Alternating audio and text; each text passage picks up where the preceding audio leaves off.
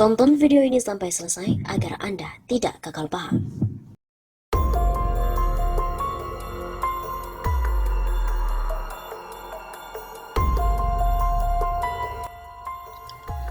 Skenario jahat pemilu 2024. Ternyata 7 partai ini bermufakat singkirkan partai-partai lainnya. Ahli hukum tata negara Refli Harun mengemukakan skenario terburuk terkait dengan dinamika koalisi parpol menuju Pilpres 2024. Refli mengatakan ini sebagai respon atas bergabungnya PAN ke dalam koalisi partai pemerintahan Joko Widodo. Refli juga membayangkan bahwa ada permufakatan yang berpotensi menjadi kejahatan demokrasi. Kalau misalnya 7 partai itu bermufakat untuk menyingkirkan Partai Demokrat dan PKS, ujar Refli Harun dalam live YouTube-nya pada Kamis 26 Agustus. Refli juga melanjutkan bahwa salah satu caranya adalah 7 parpol itu bermufakat untuk mengusung 3 calon, di mana Partai Demokrat dan PKS tidak diikutkan dalam koalisi manapun. Caranya dengan tidak melibatkan mereka dalam koalisi manapun, bisa membuat 3 calon dengan 7 parpol itu. Setelah terbentuk 3 pasang calon itu, menurut Refli akan ada pembagian dan cawe-cawe kekuasaan yang terjadi. Maka pesta itu hanya akan ada di oligarki istana yang saat ini sudah berhimpun menjadi kekuatan partai politik.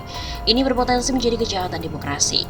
Atas kemungkinan skenario jahat itu, Refli menghimbau seluruh masyarakat sipil dan Mahkamah Konstitusi untuk segera menghilangkan presidential threshold.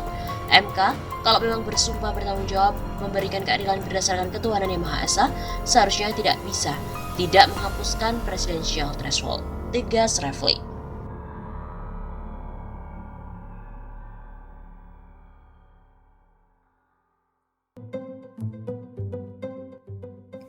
Pandemi jadi isu mundurnya Pilpres 2024, bilang aja, kalian masih ingin berkuasa. Munculnya isu pelaksanaan pemilihan presiden Pilpres 2024 diundur menjadi perhatian banyak kalangan. Aktivis jaringan pro-demokrasi Indonesia, Adam Syawahab, salah satu yang turut angkat bicara. Aktivis yang kerap disapa Don Adam ini mulai mempertanyakan pelaksanaan dari Pilkada 2020 yang dimana dilakukan di tengah pandemi virus corona atau COVID-19. Ada 270 daerah yang menggelar pemilihan daerah saat pemilihan itu pada tanggal 9 Desember 2020. Ia berpandangan isu itu sengaja digulirkan oleh rezim penguasa saat ini karena masih ingin meneruskan kepemimpinannya. Bagi Don Adam, lebih kesatria lagi kalau menyampaikan terbuka bahwa memang rezim penguasa saat ini ingin melanjutkan tangan kekuasaannya. Kenapa sih susah banget untuk terus terang? Bilang aja kami masih pengen berkuasa terus. Terus kalian mau apa? Gitu kan gentle, tidak pakai alasan aneh-aneh. Demikian katanya melalui laman Twitter pada Minggu malam 15 Agustus. Peluang mundurnya Pilpres itu nampak nyata dari pernyataan Wakil Ketua Umum PKB yang juga merupakan Wakil Ketua MPR Jazilul Fawait. Kata petinggi dari partai pendukung Jokowi itu saat ini tidak ada yang tahu kapan pandemi akan berakhir. Kondisi itulah yang nantinya akan menjadi dasar untuk menentukan bagaimana masa depan pemilu 2024. Masih saja ditutup, apalagi tempat pemungutan suara. Pasti ditutup. Demikian kata Jazilul Fawait, Sabtu 14 Agustus. Pemilu diisukan mundur 2027, pengamat pun mengatakan jika benar komisioner KPU harus segera diganti tanpa kecuali. Isu mengenai skema pemilu DPR, DPD, dan Presiden yang semestinya dilakukan 2024 diundur ke 2027 menyebar di media sosial.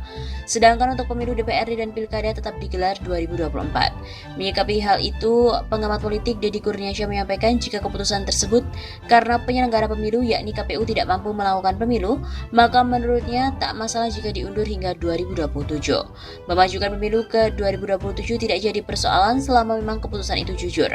Bahwa penyelenggara tidak siap tentu ada konsekuensinya. Seleksi komisioner KPU harus dipercepat agar dapat menjalankan tugas dengan waktu yang cukup, ucap Deddy pada kantor berita politik RMOL Minggu 15 Agustus. Direktur Eksekutif Indonesia Political Opinion juga menambahkan, jika para penyelenggara pemilu mengaku tidak mampu untuk menjalankan pemilu 2024 mendatang, maka pemerintah perlu mengganti komisioner yang saat ini sedang menjabat. Artinya komisioner yang sekarang perlu diganti semua tanpa terkecuali karena terbukti gagal menjalankan pemilu. Jika alasan pemerintah maupun KPU dikarenakan pandemi yang belum bisa mengendalikan, maka seharusnya pemerintah berkomitmen untuk menangani pandemi secara serius, bukan malah mengundurkan jadwal pemilu. Pandemi itu soal komitmen, bicara hari ini untuk merencanakan pemilu 2024 dan tidak memiliki gambaran pandemi ini selesai, itu juga kegagalan. Begitu tandasnya.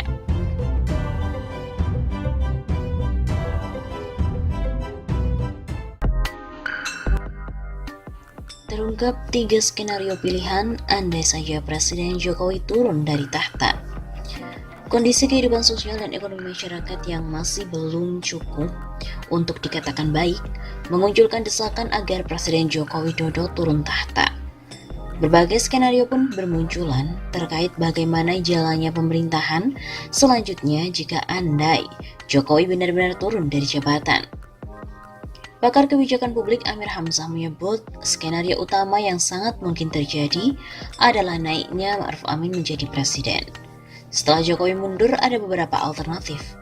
Pertama, Ma'ruf Amin naik menjadi presiden menggantikan Jokowi. Tentu banyak pihak yang tidak setuju Ma'ruf Amin menjadi presiden, ujar Amir Hamzah kepada wartawan pada hari Senin 10 Agustus yang lalu. Selanjutnya, alternatif kedua adalah rezim Joko Widodo dan Ma'ruf harus mundur semua dan digantikan calon presiden 2019 lainnya, yakni Prabowo Subianto dan Sandiaga. Pasangan Prabowo Subianto-Sandiaga apakah diterima publik? Apalagi sikap Prabowo sudah berbalik karena gabung rezim Jokowi.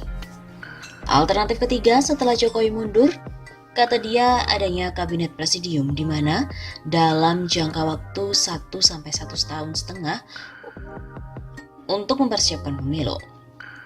Ketua Presidium Kabinet bisa Rizal Ramli, Din Syamsuddin karena memiliki kemampuan dan juga jaringan internasional. Alternatif ketiga, pembentukan Kabinet Presidium paling netral setelah Jokowi ini mundur dari kursi presiden. Begitu pungkasnya.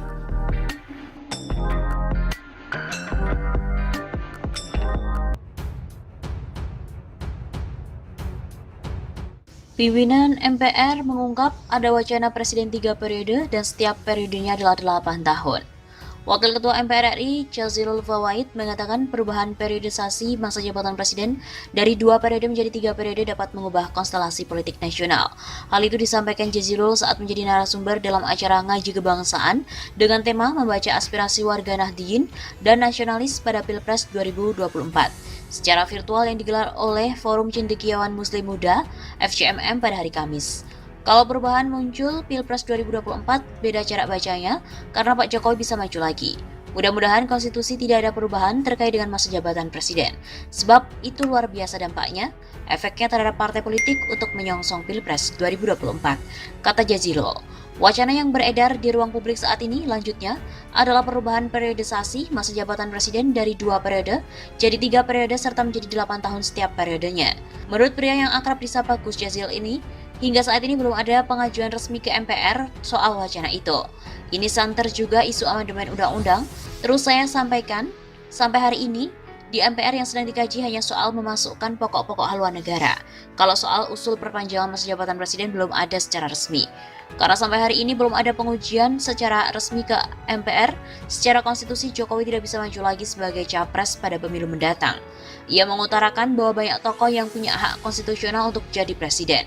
Kalau di PGP memiliki Ketum Abdul Muhaimin Iskandar, Panglima Santri tentu kami menimbang-nimbang.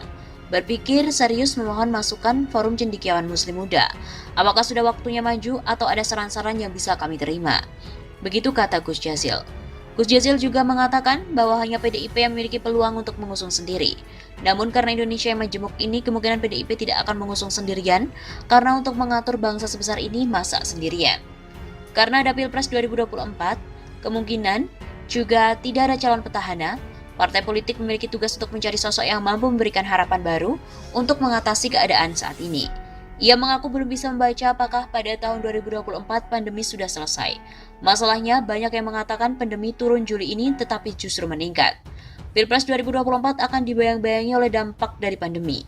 Siapapun calonnya harus mampu mengatasi dampak pandemi, baik dampak kesehatan maupun ekonomi.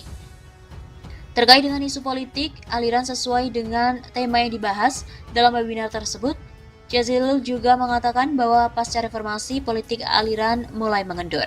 Saat ini tantangan yang berat dan bisa menjadi benalu demokrasi adalah praktik politik transaksional. Zaman Bung Karno kuat politik ideologi, politik aliran. Hari ini populer dengan politik transaksional yang populer dan itu adalah penyakit. Sejak 2015, selanjutnya pemerintah sudah memutuskan adanya Hari Santri Nasional sehingga tidak perlu ada lagi pemisahan antara kaum santri dan nasionalis. Nahdliyin itu pasti nasionalis, santri juga pasti nasionalis. Kalau santri tidak nasionalis, itu berarti bukan Nahdliyin. Di mana-mana digaungkan NKRI harga mati Pancasila Jaya. Gus Jazil juga berharap diskusi yang dilakukan oleh FCMM bisa memberikan masukan untuk mematangkan format dan harapan bangsa ke depannya. Kalau PDIP sudah pasang gambar bubuan di mana-mana, itu kami hormati sebagai bagian pendidikan politik karena seorang figur memang harus muncul menyampaikan visi dan misi. Tidak pernah perlu malu-malu. Karena itu memang cara berpolitik yang ada. Menurutnya, pandemi tidak akan menghalangi bangsa dan mencari cocok pemimpin dari yang terbaik.